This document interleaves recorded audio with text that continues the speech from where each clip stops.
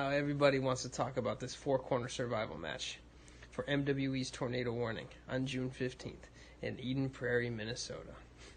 Because the odds are stacked against you. Listen, if there's two things that Mav knows, it's professional wrestling and overcoming the odds. Now, you can put your money on Ricky Love.